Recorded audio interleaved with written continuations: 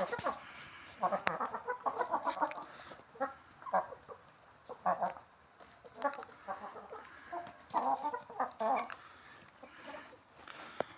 alaykum hurmatli do'stlar, aziz muxlislar, vatandoshlar, yurtdoshlar. Dakallar tomosha, tovuqlar makon, tovuqlar doğu turttu. Göreverasizlar tomoshaga. Hurmatli vatandoshlar, yurtdoshlar, parvozlar, sami glavni. Xo'roz sotiladi.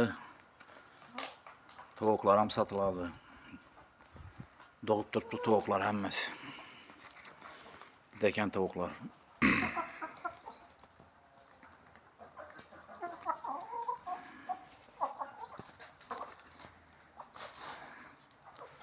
Göreverasizlar yine.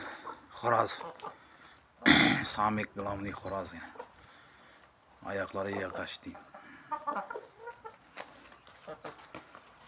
Mayda doğulgan bular. Hammasi şu yürüyenler. Bir kirneler ham bormi içinde. Hasakileri mekanlar doğup durgan.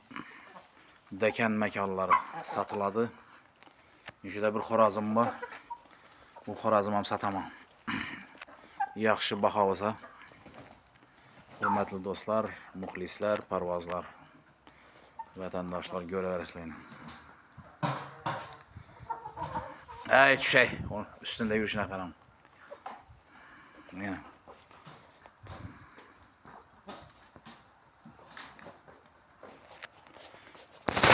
Yine horoz. 4 kilo çıkar. Belentligen bir 80 var, 80 la vardır. Göreverasın yine. Yine hurmatli dostlar. Horoz. Taza kan horoz. Mekanlar ham shu gap. Mekanlar doğup turibdi, hurmatli dostlar. Yine. Satılады. Qiziqqanlar uchun telefon nomeri 88 201 01 66. Telefon qilaverasizlar. Mekan kerakmi? Ishida xo'rozim bayna. Dahshat xo'rozdan bir dana. Ham sotiladi. Sağ olasizlar, omon bo'lasizlar, hurmatli do'stlar.